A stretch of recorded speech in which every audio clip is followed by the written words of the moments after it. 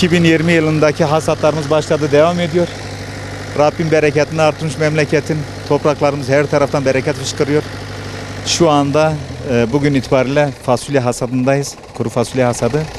Kuru fasulye ilimizdeki birkaç tane stratejik ürünle beraber önemsediğimiz bir ürün çeşidimizdir.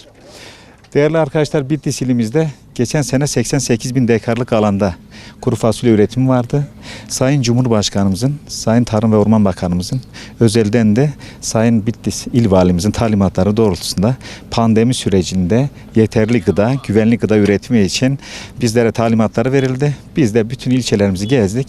Bir karış boş arazimizi bırakmayacak şekilde ekilişlerimizi gerçekleştirdik. Biz 88 bin dekarlık alanı bu sene arkadaşlarımızın, mühendis kardeşlerimizin özel çabalarıyla, yaptığımız toplantılarla alanımızı 95 bin dekara çıkardık.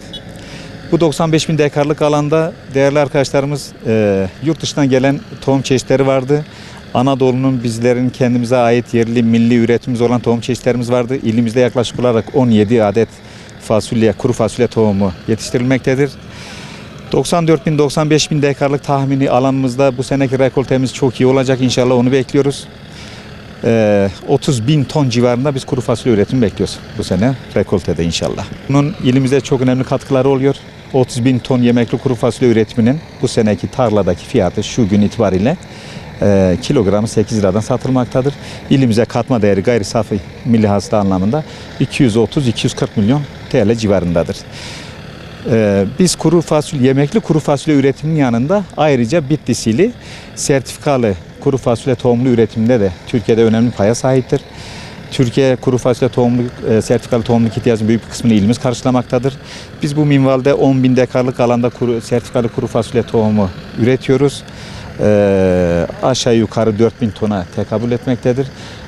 Bu sertifikalı tohumun da katma değeri yüksek olduğu için bunun da ilimize ayrıca katma değeri yaklaşık olarak 120-130 milyon TL civarındadır. Fasulye hinterlandında hem yemeklik hem sertifikalı tohumluk anlamında bu üretimin ilimize katkısı yıl içinde toplam 360 milyon TL civarındadır. Tabii bütün üretim alanlarında olduğu gibi fasulye üretim sahalarımızda da istihdam edilen bir sürü işsiz gencimiz vardır. Bu sene pandemiden dolayı il dışından çok yoğun bir mevsimlik işçi göçü olmamakla beraber komşu illerden ve ilçelerimizden yaklaşık olarak bir 5.000'e yakın şu anda halihazırda arkamızda tarlalarda çalışmakta olan genç işsiz kardeşlerimiz vardır. Biz bunları sürekli takip ediyoruz. Elemanlarımızla beraber onların sağlık kontrolleri olsun, ihtiyaçları olsun sahada hep beraber takip ediyoruz. Aksilik, eksiklik gördüğümüz anda ilgili kurumlara iletiyoruz. Şu ana kadar da Rabbime şükürler olsun herhangi bir eksiğimiz de olmadı. Biz yemekli kuru fasulye üretiminde önemli bir yerdeyiz Türkiye üretiminde. Geçen sene 5. sıradaydık. Bu sene inşallah 3. sıraya yükseleceğiz üretimimizle beraber. Bizim bu üretimimiz alanlarda elde ettiğimiz ürünlerin pazar sorunu yoktur. Türkiye'de işte Karaman, Konya, Nevşehir, Niğde gibi illerden ve bizden de olmak üzere bu işin borsası Mersin ilinde kurulmuştur. Ürünler tarladayken satışı yapılıyor aslında. Herhangi bir eksiğimiz kalmıyor. Pazar sorunu yoktur. Bitlis ili coğrafi konumu itibariyle, jeopolitik yapısıyla ondan sonra iklim yönündeki özellikleri bakımından geçit bölgesi arz eden bir ilimizdir. İlimizin Siirt tarafına düşen kısımları daha sıcak. Bu doğu tarafı ve kuzey tarafı olan yüksek rakımlı yerlerimiz daha serindir. Dolayısıyla biz iddia ediyoruz, diyoruz ki işte kakao ve turunç hariç ilimizde her türlü meyve, sebze, zerzevat yetişmektedir. Şu anda bulunduğumuz mevki önder çiftçimiz Servet Sancar'ın arazisidir. Tatvan Sarıkum Köyü bölgesi. Yaklaşık rakımımız 1750 metredir. Bir yanımızda Nemrut'un serinliği var. Van Gölü'nün nemi var. Bu serinlikte fasulyenin iklim özellikleri anlamında fasulyenin en çok tercih ettiği iklimsel optimal koşullar şu anda burada mevcuttur. Dolayısıyla Servet Bey'in tarlasında şu anda yetiştirdiğimiz altın çeşidi bizim milli çeşidimiz, yerli çeşidimiz olan altın çeşitli fasulye üretimi yapılmaktadır.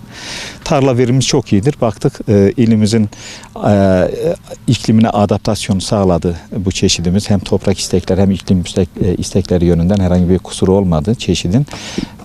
Arkamızdaki tarlanın bu seneki verimi tahmini 500 kilo civarındadır. Bu da çok güzel. İklimimiz her şeye müsaittir. Topraklarımız müsaittir. Çiftçimizde gördüğünüz üzere mekanizasyon had safhada. Bilinçli bir üretim var. Çiftçimiz bu işi açtı. Çukurova'dan bu yana iddia ediyoruz. Diyoruz ki ilimizdeki çiftçiler bilinç düzeyi en yüksek çiftçilerdendir. Değerli arkadaşlar, biz bu mekanizasyonu geliştirme anlamında çiftçilerimizin eksik kalan alet makinesinin tedarik anlamında Tarım Orman İl Müdürlüğü olarak Erzurum DAP Bölge Kalkınma İdaresi Başkanı'na projemizi sunmuştuk. Şu arkamızda gördüğünüz çalışan makinelerden 5-6 tane alacağız. Hasat mevsiminde çiftçilerimizin imdadına yetiştireceğiz inşallah. Makinede eksiği olan çiftçi kardeşlerimize tarlasında Tarım Orman eliyle, bizlerin eline makinelerini de sağlamış olacağız. Biz makine ekipman desteğini yaparken bir yandan da Tarım ve Orman Bakanlığımızın çiftçilerimize sağlamış olduğu prim destekleri vardır. Üretim desteği. Fasulye alanlarında ekiliş yapan çiftçilerimize 26 TL dekar başına bakanlığın bir desteği vardır. Ayrıca fark ödemeleri kapsamında ton başına 500 TL desteğimiz vardır. Sertifikalı tohum kullanan çiftçilerimizin dekara ortalama 20 TL denk gelecek şekilde onlara biz bir sertifikalı tohum kullanım desteği sağlamaktayız. İnanılmaz bir desteğimiz de var. Tarım Orman Bakanlığı olarak biz çiftçilerimiz sürekli yanındayız. Sürekli onları da destekliyoruz. Bu sene hamdolsun üretimler de iyi, fiyatlar da iyi. Her şey çok güzel. Fasulye üreticilerimizi destekleme anlamında Bakanlığımız, Tarım Orman Bakanlığımızın uygulamakta olduğu kırsal kalkınma yatırımlarının desteklenmesi programı kapsamında 2020 yılında da 6 adet bitki işleme, kurutma, eleme tesisi kuruyoruz. Bunların 4 tanesi fasulye özelinde. Fasulye kurutma, işleme, paketleme tesisidir. Bu da ürünümüze ayrıca bir katma değer sağlayacak.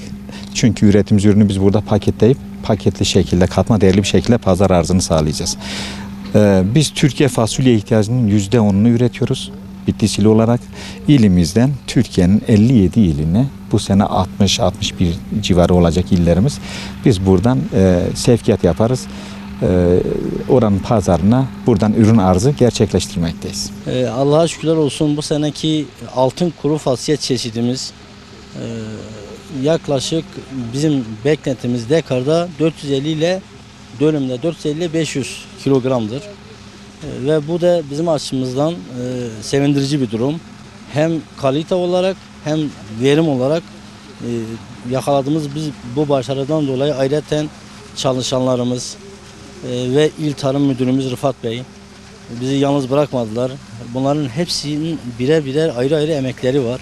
Bunlar da sizlerin vesilesiyle bunlara da ayrıca teşekkür ediyorum. Yani 30 kişiye sene 12 ay iş veriyoruz. 4. aydan 11. aya kadar da 100 ve 120 kişiye de iş veriyoruz biz firmamız olarak. Ben 2010'da bu fasulye işine girerken ilk önce 5 dönümlük bir araziyle başladık. Şimdi bu kadar büyük bir sahada fasulyenin ekilmesi ayrıca bizi de sevindiriyor ve gururlandırıyor. Bu konuda makine ekipman, sulama sistemleri, tohum, sertifikalı tohum ve bunların hemen hemen %50'sini bakanlığın bu hibe programında İl Tarım Müdürlüğü tarafından sağlanmış oluyor.